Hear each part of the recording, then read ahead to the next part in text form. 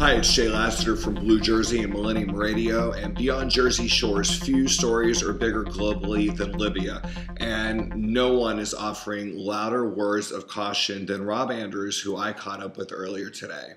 Very concerned that the only group of people who voted on this military action was the United Nations Security Council and not the United States Congress. Anytime you commit the armed forces of the United States to combat, you better have a clear objective of what you're trying to do. We are putting the lives of young Americans at risk.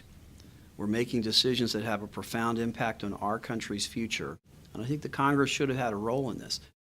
And my other concern, I don't think we need to inject ourselves in yet another civil war in someone else's country. And that's what I think is going on in Libya. Look, I have concern for the suffering that innocent people are undergoing in that country.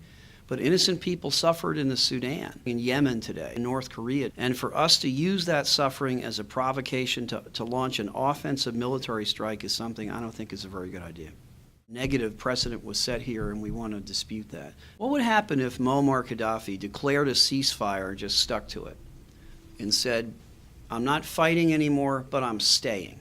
What would we do? Drop bombs on him? Would we send ground troops in? What's the objective of this mission?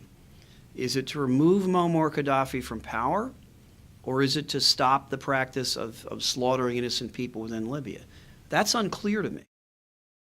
Their critique is coming from maybe their political perspective. Maybe. And their critique is coming from the perspective that if this president cured cancer this morning, they would say, why didn't he do it yesterday? They're blatantly and nakedly about defeating the president in the election. I don't think I take anything they say very credibly or very seriously.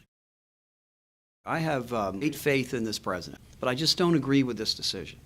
And I think that part of my responsibility as someone sworn to represent the people of my area and the country is to say that, not, as the Republicans are doing, a naked attempt to try to defeat the president in an election. The president needs authority to act unilaterally in an emergency.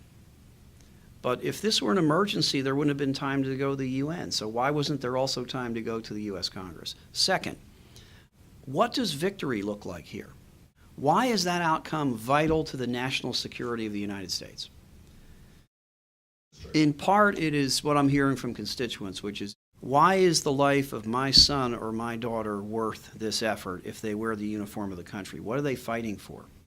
And then second, Jay, it is based upon experience. I mean, I supported the war in Iraq, as you know, because the intelligence that was presented to us at that time said that Saddam Hussein had chemical and biological weapons that he was preparing to perhaps use against us. And that intelligence turned out to be wrong.